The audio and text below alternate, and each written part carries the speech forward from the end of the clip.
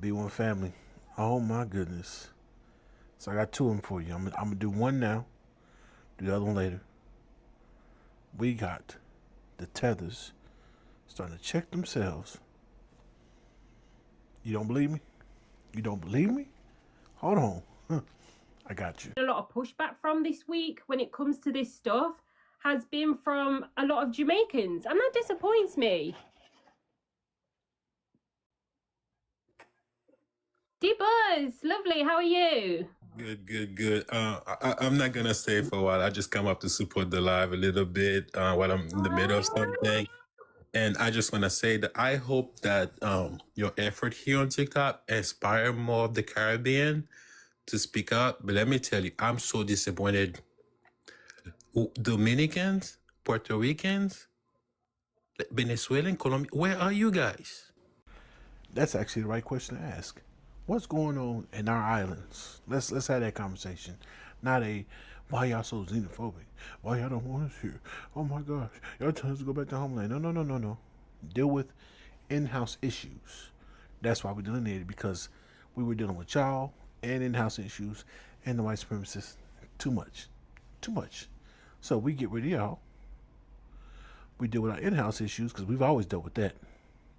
And the white supremacists here take a load off the plate. They take a load off your back. That just makes things so much more cohesive for us as foundational Black Americans. I The, know. the silence of all these people to not be able to muster a prompt, a post for the people in Cuba says everything I needed to know. Yeah, I agree.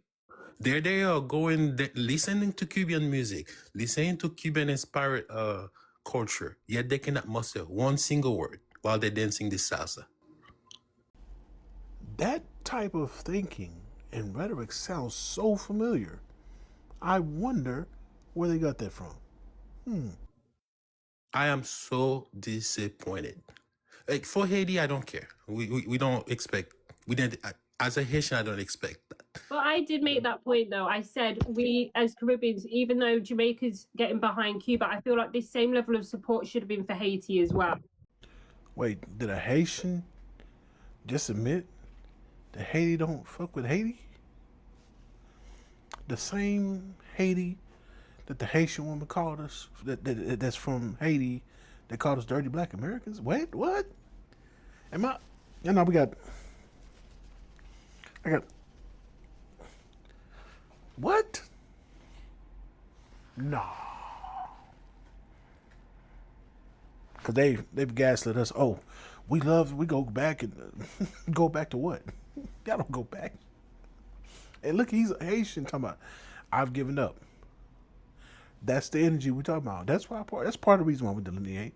That's one of like a myriad of reasons why we delineate. That's a big part. I've given up on Haiti. Haitians just can't get right. And then, oh girl, you hear her accent, right? You know, she's over in the UK. But we're not going, not too much, right? Because they're actually talking about in-house issues, which I can appreciate. Like for the longest time, I feel like, to be honest, we're starting to face the repercussions and ramifications of not helping Haiti and not helping Cuba. Because had we unified a lot sooner, we would be in a stronger position to the point where the colonizers, whether it's America or the Chinese, don't have so much force behind them to want to recolonize the Caribbean. You don't say. So the tribalism that we've said is in all these other groups that we've been pointing out that they said no, there's no tribalism, y'all are xenophobia, y'all the ones that want to curse yourselves off and be your own thing. It actually existed like we said it existed. Oh my gosh. Who would have thunk? Trump's made it no secret that, he's after land, and he's doing it by any means necessary.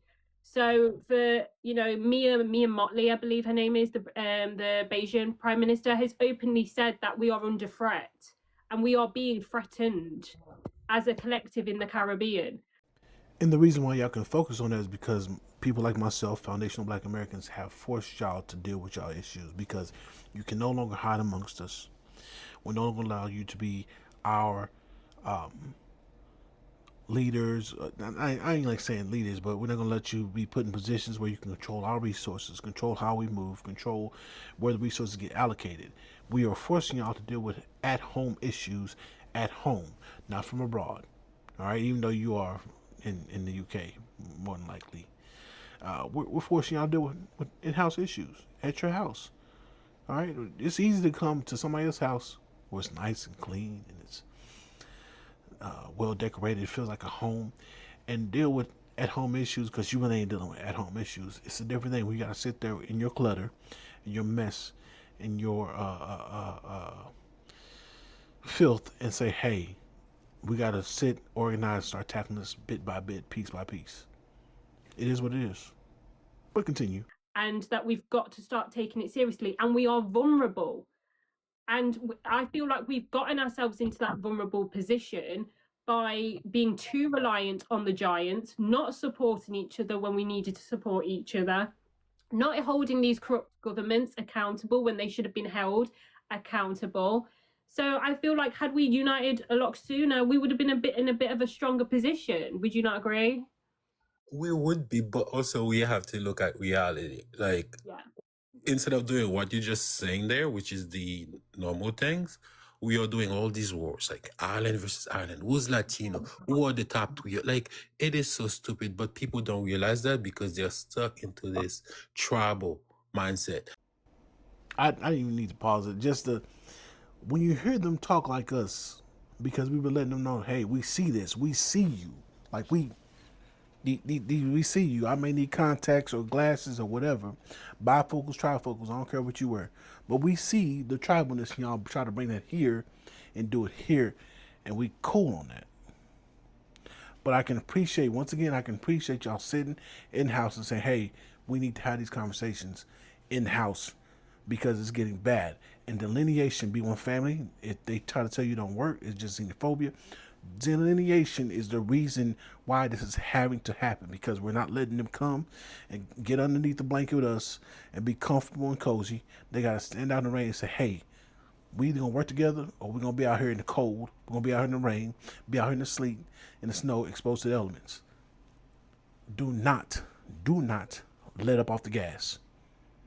All right, it might feel like coast time. No, it's not coast time. We can't put in cruise control. We got to be alert, foot on that gas at all times. My question is, the people that always use Cuba for clout, where are they? The people that are enjoying Cuba music, Cuba, everything, right? Where are they? I've been so saddened. Mind you, I never say Haiti because I don't expect them to step up for Haiti. I don't. Which is what I don't like, which is why I'm going to continue to talk up this point. Like I said, I'm grateful that Andrew has finally spoken up about Cuba, but I do feel like that effort should also be behind Haiti, and we should all be supporting each other when it comes to a humanitarian crisis. I feel like this has taught us a massive lesson. A massive lesson that when we are faced with a humanitarian crisis, we have to step in. We can't just abandon each other, because again, the giants like America and China don't see us as individual islands. That tribalism that we have, they don't have that. They see the Caribbean as one. When they look at us, we're one whole landmass to them. And they're not just after one island. They're after the second island, then the third island, then the fourth island. And by the time you know it, they've got the whole Caribbean. That's the way the colonizers work. Once again, respect to the sister for having this conversation. And once again, you see, oh boy, once again, I'm not saying Haiti. You a Haitian shitting on your people. That's a sad commentary. I'm sorry, that's a sad commentary. Just how I've given up. You basically got a defeated mindset. You defeatism. We can't. That's why we have to keep y'all out, man. Family, we're such a energy people. When that comes around you, it just brings you down. It's like a millstone around your neck. It's just like unnecessary weight on you, dragging you down, man. We might as well just give up and not do nothing, huh? And you like, oh, maybe, man, well, maybe you're right. No. No, you gotta go. You gotta go. He's having a conversation with sister saying, hey, let's get right. Let's do it. Let's make it happen. Yeah, I say everybody else but us. You think that lower yourself? Y'all can change that. Y'all can change that. I'm gonna let a little bit more go on, family, and then we're gonna shut this video down. If history hasn't told us anything about that, that's what they do. It's greed. So yeah, no, I'm hoping and praying that we can get into a space of where we can be more unified. What do you think we can do as a people to be more unified? As a people, we have to realize we have way more in common than we have all these differences that we like to hype up. When I look at Cuba, actually, I've been to Cuba because when that little amount of time they opened to Cuba, the first thing I did is I bought a plane and go meet my people. Because when I look at Cuba, I look at my people. As a Haitian, when I look at Cuban, I look at my people. I know a lot of people have experience with the Floridian Cubans and their mindset, but the people in Cuba, and you know the other thing too, do you know how much help Cuba, even though it's embargoed, have given to the other islands? When they had no doctors, when they had no help, here were the Cuban doctor. A lot of people in the Caribbean only saw a doctor when the Cuban doctor showed up. And that's why it annoys me to the core when I see the silence being given to the people that were helping them, even though they were themselves embargoed. And B1 family, will cut it off right there.